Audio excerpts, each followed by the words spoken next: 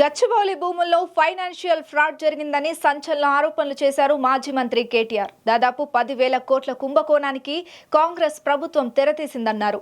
అటవీ భూమిని అమ్మే అధికారం ప్రభుత్వానికి లేదంటూ ఘాటు విమర్శలు చేశారు. ఆర్థిక నేరానికి రేవంత్ రెడ్డి ప్రభుత్వం తెరలేపింది. కాంగ్రెస్ ప్రభుత్వంలో భారీ కుంభకోణాలు జరుగుతున్నాయని కేటీఆర్ విమర్శలు చేశారు.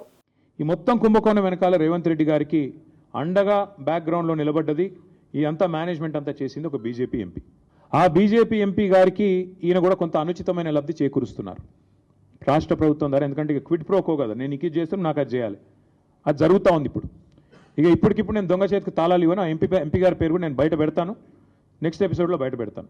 ఎందుకంటే దీని వెనకాల ఉన్నది మొత్తం, దీని వెనకాల నడుపుతున్నది ఆ బ్రోకర్ను తెచ్చింది, ఆ బ్రోకర్ను రాష్ట్ర ప్రభుత్వానికి అటాచ్ చేసింది, ఆ బ్రోకర్ని అల్టిమేట్గా ఈ రకంగా ఆర్బీఐ ఐసిఐసిఐ బ్యాంకు నిబంధనలు పాటించకుండా ఆగమేఘాల మీద 10,000 కోట్ల రూపాయలు అన్నిటిని వయలేట్ చేస్తూ తెచ్చింది కూడా ఆ ఎంపీ గారి సారథ్యంలోని ఆ బ్రోకర్.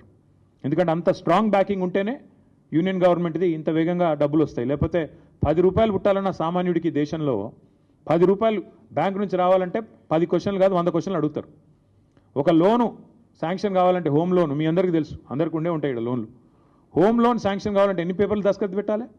అట్లాంటిది 10,000 కోట్లు నీది కాని భూమికి కూడా ఇచ్చినవాడు నేరస్తురా కాదా? దొంగల్లాగొచ్చి అర్ధరాత్రి అపరాత్రి అని కాకుండా 100 ఎకరాల్లో వారు ఏదైతే దాడి చేసినారో ప్రభుత్వమే మరి రక్షించాల్సిన వాళ్ళే భక్షిస్తుంటే సహజంగానే ఆవేదనతో అటు హెచ్సియు విద్యార్థులు కానీ దేశవ్యాప్తంగా పర్యావరణవేత్తలు కానీ ఉద్యమం చేసినారు.